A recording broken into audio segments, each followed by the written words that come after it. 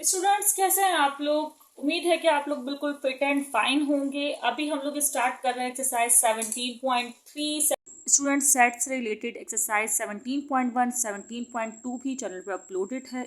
इसके अलावा trigonometry, variation और बाकी चैप्टर्स की प्लेलिस्ट भी आपको चैनल पर इजीली मिल जाएगी। सेट से रिलेटेड आपके कॉन्सेप्ट क्लियर करने का प्लान है।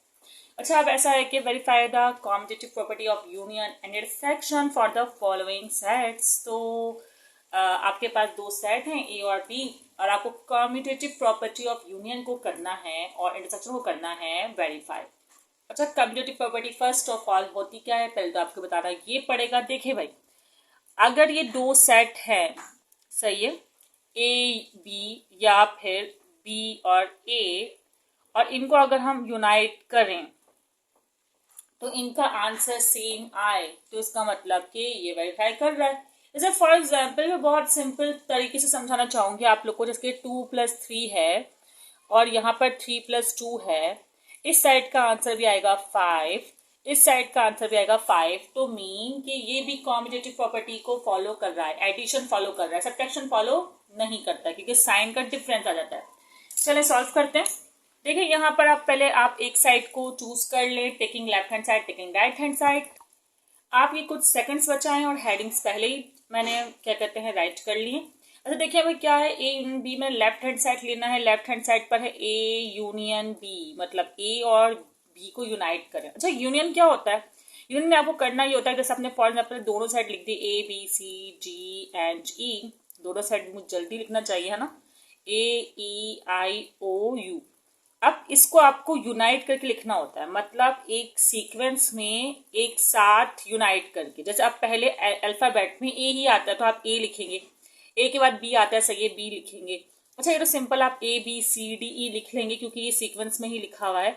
फिर आप यहाँ ध्यान दें आई ओ यू भी है, और इत्तेफाक से आई ओ यू भी सीक्वेंस में है, तो आप यहाँ पर आई ओ यू लिख देंगे। अगर सीक्वेंस में नहीं भी होता तब भी आपको सीक्वेंस में ही लिखना होता। ठीक है, ये होता है यूनियन। अच्छा, अब यूनियन की दूसरी साइड करनी होगी, एक मिनट में से लिख लेती हूँ। तो अब ऐसा है कि बी पहले था तो मैंने बी का सेट पहले, फिर यूनियन का sign and A B C D E लिखा। अब आप ध्यान दें तो यहाँ ए है, तो क्या सीक्वेंस में करते हो आप ई लिखेंगे? नहीं, ए के बाद तो बी ही आता है तो आप बी ही लिखेंगे। फिर सी आता है, सी लिखेंगे, सी मौजूद है दोनों साइड में तो लिख रहे हैं, नहीं होगा तो स्किप कर देंगे, सही है। डी लिखेंगे, ई लिखेंगे। अब इसे एफ जी एच आई जे के, एफ जी एच मौजूद नहीं है ना, डायरेक्टली आई है तो आप आई लिखेंगे। फिर ओ एंड यू, तो अगर आप इन दोनों साइड पर गौर करें तो दोनों साइड का आंसर सेम है, तो इसका मतलब यूनियन कम्यूटेटिव प्रॉपर्टी को फॉलो करता है और ये वेरीफाई कर रहा है, तो ये हुआ आपका आंसर। ये मैंने लिख दिया, left hand side equal right hand side verified.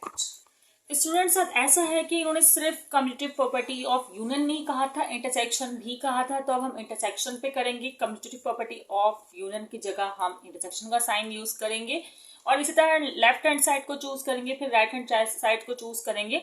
Set सभी फिलहाल वही है हमारे पास, जैसे ए इंटरसेक्शन बी है तो हमारे पास जो पहला सेट था A B C D E and A E I O U है, मैं लिख लेती हूँ। तो मैंने सेट्स कॉपी कर ली हैं, यहाँ पहले ए का सेट और फिर बी का सेट लिखा है, और इस वाली साइड के लिए मैंने पहले बी का set as usual and then A का सेट लिखा है, सही। अब इंटरसेक्शन में पता है आपको क्या करना होता है स्टूडेंट्स, जो मेंबर्स दोनों सेट के सेम होते हैं सिर्फ वो लिखने होते हैं। तो अब आप देखें कौन सा मेंबर्स सेम है। इधर है आपके पास ए और ई, जस्ट ए और ई सेम है तो आप ए और ई लिखेंगे इसका आंसर।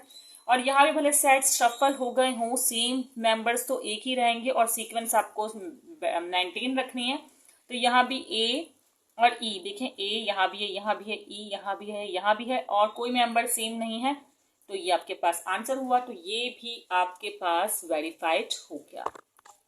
स्टूडेंट्स, तो ये हो गया वेरीफाइड। इसका पार्ट 2 भी हम जरूर करते हैं क्योंकि वो है सेट बिल्डर फॉर्म में, और सेट बिल्डर फॉर्म को कन्वर्ट करना मैं आपको सिखा चुकी हूँ एक्सरसाइज 17.1 में। वीडियो क्वालिटी अच्छी नहीं होगी लेकिन आपका कॉन्सेप्ट जरूर क्लियर होगा, वो वीडियो जरूर देखिएगा आप, इस प्लेलिस्ट में ही मौजूद होगी, जिस प्लेलिस्ट में मैं इसको लिंक करूंगी।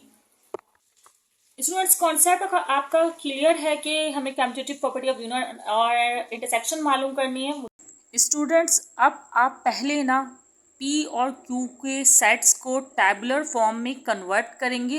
अब अब देखिए पी का जो सेट है इसमें कह रहे हैं कि जो भी एक्स है, एक्स मेंबर्स का नाम रख दिया उन्होंने वो मेंबर हैं जेड, मतलब इंटीजर्स क्या होते हैं जो पॉजिटिव और नेगेटिव दोनों में होते हैं। वैसे इन्होंने शो भी कर दिया कि -3 से आपने स्टार्ट नहीं लेना है, सॉरी -3 से स्टार्ट तब लेंगे जब इक्वल का साइन होगा साथ में। तो आपने -3 के बाद जो भी इससे बड़ा नंबर आ रहा है उससे स्टार्ट लेना है और 3 से जो छोटा नंबर आ रहा है वहां तक लिखना है। अब -3 से बड़ा क्या होता है -2। अब कुछ बच्चे अचानक थोड़े से जिनका कॉन्सेप्ट को तो कंफ्यूज हो जाएंगे कि भाई -3 तो -4 होना चाहिए, तो बता दूं कि -3 में जितनी बड़ी वैल्यू उतना छोटा उसका जो है वो सॉरी जितनी बड़ा नंबर तो छोटी उसकी वैल्यू होती है। ठीक है, तो -2 -3 से बड़ा है, इस तरह -1 इससे, और फिर 0 आता है आपको पता है इंटीजर में, एंड देन 1 2। अब मैंने 3 क्यों नहीं लिखा, क्योंकि 3 को शामिल उन्होंने नहीं कहा 3 से छोटा। ठीक है, अब यहाँ ध्यान देते हैं, यहाँ इन्होंने 4 को शामिल करने को कहा, ये साइन देखें, ये साबित कर रहा है कि आपको 4 को भी इंक्लूड करना है। अब यहाँ पे कह रहे हैं कि जो भी y है इसका नाम रख दिया और वो मेंबर है इवन नंबर का। इवन नंबर भी सिर्फ पॉजिटिव होने चाहिए, मतलब -2 -4 वगैरह नहीं होने चाहिए। सही, तो पॉजिटिव नंबर स्टार्ट होते हैं स्टूडेंट 0 से। ठीक है, और फिर 2 आता है इवन नंबर में, और 4 को इंक्लूड करने को कहा है तो हम 4 लिखेंगे, अदरवाइज 2 तक ही हम रुक जाते। तो ये 2 सेट्स बन गए। अब जल्दी से हमें इस पर यूनियन और इंटरसेक्शन की प्रॉपर्टी अप्लाई करनी है, जो कि 2 मिनट लगेगा स्टूडेंट्स और अप्लाई हो जाएगी। अब आप लोग बोल रहे होंगे भाई ए यूनियन बी और बी यूनियन ए था तो ये पी क्यू कहाँ से आ गया। देखिए भाई जो भी सेट का नाम होगा बस उसी का यूनियन की प्रॉपर्टी निकालनी, मतलब दो सेट को बस रिप्लेस, मतलब क्या बोलते हैं, शफल करना उनको, और आपको प्रॉपर्टी मालूम करनी है। स्टूडेंट्स अब ऐसा है कि पी यूनियन क्यू करना था, मैंने पी का सेट क्यू का सेट लिख दिया है। अब मुझे बस यूनाइट करना है। यूनाइट में मुझे छोटे नंबर से लेके मतलब असेंडिंग ऑर्डर में लिखना है ऐसे।